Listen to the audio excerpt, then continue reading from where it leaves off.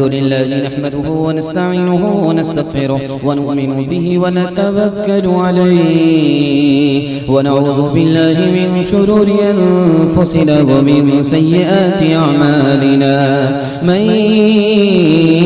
يهده الله فلا مضل له ومن يضلل فلا هادي له ونشهد أن لا إله إلا الله وحده لا شريك له ونشهد أن سيدنا ونبينا وحبيبنا وشفيعنا وسندنا وإمامنا ومولانا محمدا عبده ورسوله صلى الله عليه وعلى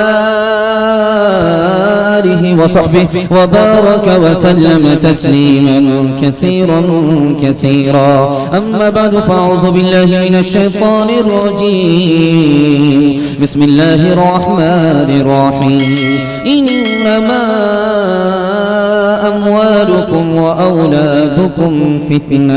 صدق الله مولانا العظيم. وقال النبي صلى الله عليه وسلم أكرموا أولادكم أو كما قال عليه الصلاة والسلام. سبحان الله وبحمده سبحان الله العظيم وبحمده يستغفر الله. صلى الله على سيدنا محمد صلى الله عليه وسلم. اللهم صل على سيدنا محمد يا رب صل عليه وسلم. حسن صورت چند روزہ حسن سیرت مستقل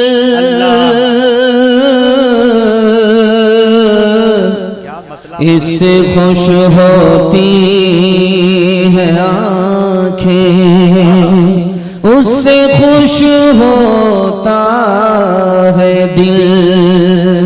اولاد کی امانت گودوں میں ہے ہمارے.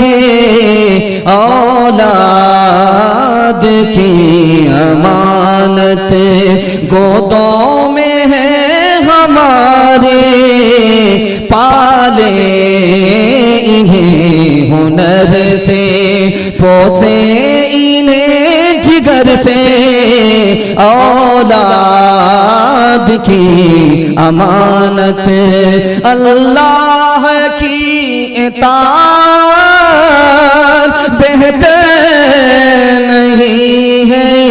اسے سکھلائیں ہم سلیقہ اولاد کو فکر سے. سکھلائیں ہم سلیقہ. بڑا خوبصورت جلسہ آدھا سے زیادہ نکل چکا.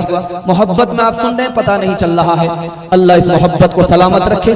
ہمارے سنانے کو, آپ کے سننے کو بے حد قبول فرمائے. یہاں سے لے کر کے وہاں تک سننے کے لیے تیار ہے. جوش کے ساتھ ہاتھ اٹھائیے انشاءاللہ.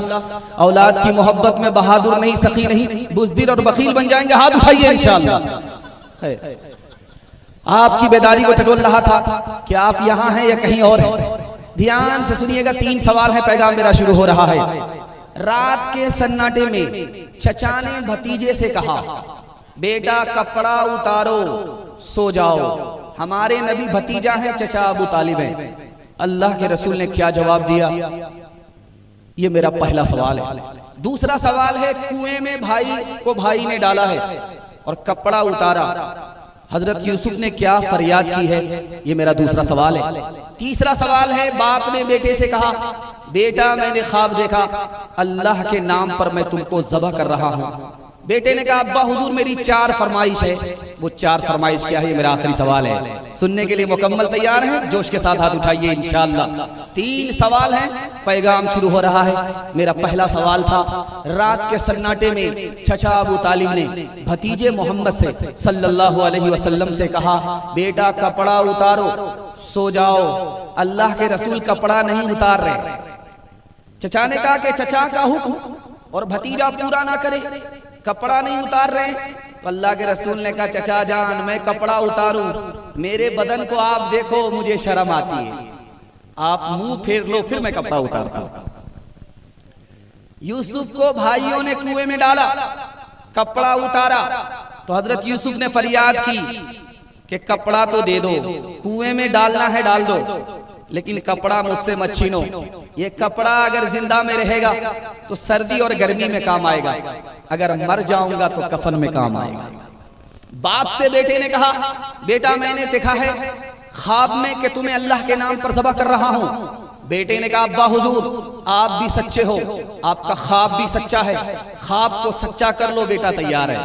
4 फरमाइश है, आंख पर पट्टी बांध लेना, मेरे हाथ पांव को बांध देना, चाकू तेज कर देना, और जब मुझे ज़बह करना तो मेरा सर आसमान की तरफ नहीं जमीन की तरफ कर देना, ताकि सजदे की हालत में तेरा बेटा कुर्बान हो जाए।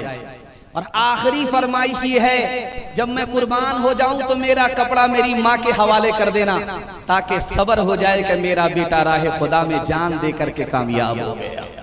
पेदर बोला के बेटा आज मैंने ख्वाब देखा है, किताबें जिंदगी का एक निराला बाब देखा है। ये देखा है कि मैं खुद आप तुझको ज़ब्ह करता हूँ, खुदा के नाम पर तेरे लहू में हाथ भरता हूँ। कहा फर्जंद ने ए बाप इस्माइल साबिर है, खुदा के हुक्म पर बंदा पैता मील हाजिर है। मगर आँखों में अपनी आप पट्टी बांध लीजिएगा, मेरे हाथों को और पैरों में रस्सी बांध दीजिएगा। मशीयत का मगर दरियाए रहमत जोश में आया, कि इस्माइल का एक रोग कटने नहीं पाया। ये दात और कुर्बानी,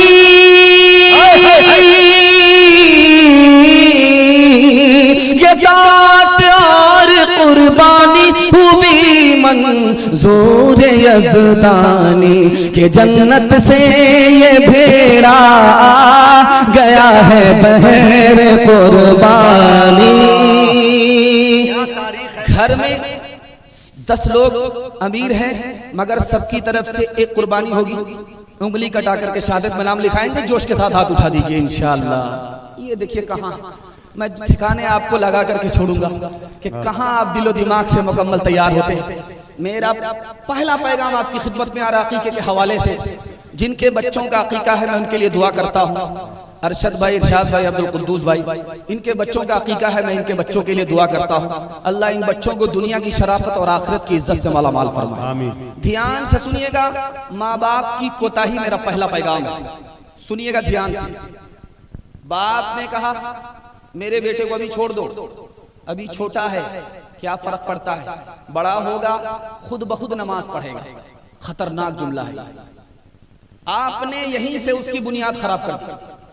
अब आसमान तक ये इमारत जो खड़ी होगी वो टेढ़ी ही जाएगी। आदत के खिलाफ है, जब तक कोई बच्चा काम पर लगाया ना जाए वो काम को पूरा नहीं करता। नमाज वो खुद ब खुद पढ़ेगा नहीं, आदत के खिलाफ है। और जब बचपन में उसके नमाज पढ़ने की आदत नहीं हुई तो वो जवानी में नमाजी बन नहीं सकेगा। इसलिए ये आदत के खिलाफ है, हदीस के खिलाफ भी है। दूसरा जुमला बाप का सुना रहा हूं, थोड़ा सा बेदीन हो गया है। इसका जवाब बड़ा शानदार है कि थोड़ी सी जान निकल गई है। अब थोड़ी सी जान निकलने के बाद क्या बचा? जब दीनदार ही नहीं रहा तो क्या बचा? ये बच्चा अच्छा इंसान भी नहीं होगा, अच्छा मुसलमान भी नहीं होगा। आजकल आसान हो गया है, माँ बाप की तरफ से ये जुमला, हाफिज बन करके क्या करेगा? लोटा उठाएगा, मुसल्ला बिछाएगा, इसके अलावा कुछ नहीं होगा। बड़ा खतरनाक है कि क़यामत में सबको बच्चे की शफात मिलेगी, ऐसे बदनसीब माँ बाप को शफात नहीं मिलेगी। जनाजा रखा हुआ है, बेटा रो रहा है, पूछा अरे भाई अल्लाह के बंदे सब्र तो करो 5 मिनट के लिए, इमाम साहब को नमाज तो पढ़ाने दो, उसके बाद जी भर करके रोना। कह रहे इमाम साहब पहले ये तो पूछो कि मैं क्यों रो रहा हूँ। मैं बाप के जनाजे पर नहीं रो रहा हूँ, बल्कि इस पर रो रहा हूँ कि बाप ने मुझे दुनिया की तालीम दी, मैं PhD करके बड़ा आदमी बन गया, लेकिन मुझे इतनी तालीम दीन की नहीं दी कि मैं बाप का जनाजा पढ़ा सकूं। इस बात पर रो रहा हूँ। बेटे को फांसी हो रही है, उसकी आखिरी ख्वाहिश मालूम की जा रही है, तुम्हारी आखिरी ख्वाहिश क्या है? क्या मेरी आखिरी ख्वाहिश ये है कि मेरी माँ जिंदा है, मैं कान में अपनी माँ से आखिरी बार बात करना चाहता हूँ। माँ जैसे आई, कान सटाया, बेटे ने दांत से कान काट लिया। कितना बड़ा बदनसीब है, मरने से पहले भी नाफरमानी करके जा रहा है। कहा कि ये तो पूछो कि मैंने माँ के कान क्यों काटे, यही माँ है, बचपन में चोरी करके आता था, ये पीठ ठोकती थी, अगर कान के नीचे एक लगा देती तो मैं चोर नहीं बनता, फांसी के ऊपर नहीं चढ़ता। तीसरा नमूना, आखिरी नमूना, हजरत उमर की अदालत में बाप ने कहा कि मेरा बेटा नाफरमान है, बेटा कह रहा है कि मेरा बाप नाफरमान है। उस अदालत में फैसला क्या हुआ आपको सुन करके हैरत होगी। हजरत उमर की अदालत में यह फैसला हुआ कि बाप भी नाफरमान है, बेटा भी नाफरमान है, लेकिन बेटा बाद में नाफरमान है, पहले बाप नाफरमान है। पैदा तो किया, अच्छी तालीम नहीं दी, पैदा तो किया, अच्छा नाम नहीं रखा। एक मिसाल है, पैगाम खत्म कर रहा हूं। बेटा बीमार है, मस्जिद में आकर के बाप दुआ कर रहा है, मेरे परवरदिगार मेरा बेटा अगर सही हो गया तो ऊंट सदका करूंगा। घर लौट करके आया कि देखा कि दुआ का असर हो रहा कि नहीं, देखा बेटा उठ करके बैठा हुआ।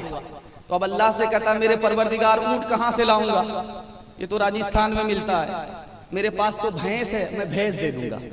दूसरी नमाज में देखा कि बेटा उठ करके खा रहा है, अब उसे यकीन हो गया कि मेरा बेटा ठीक हो गया, अब उसकी मिन्नत खिसक गई। वो कहता है मेरे परवरदिगार जो भैंस मेरी गुम हो गई है अगर दोबारा मिल जाए तो मैं सदका कर दूंगा। तो बेटा सुन रहा था, बोला अब्बा हुजूर आप फंस जाओगे, सदका के नाम पर जो भैंस चली गई है वो दोबारा मिल जाएगी। आपकी मिन्नत इस तरह सही होगी, आपको नुकसान नहीं होगा। आप इस तरह मिन्नत कीजिए, मिन्नत मांगिए कि जो भैंस मेरी मर गई है दोबारा जिंदा हो जाएगी तो राह खुदा में कुर्बान कर दूंगा। कर सका तो क्यों रहा, अब कर क्यों पछताए, कर सका तो क्यों रहा, अब कर क्यों पछताए। बोए पेड़ बबूल का, बोए पेड़ बबूल का, अमुआ कहाँ से पाए, अमुआ कहाँ से पाए। पाथे दिन पाथे गए हर सखियों नहीं, अब पछताए हो तो क्या, अब पछताए हो तो क्या। जब चिड़िया चुग गई खेत, चिड़िया चुग गई खेत।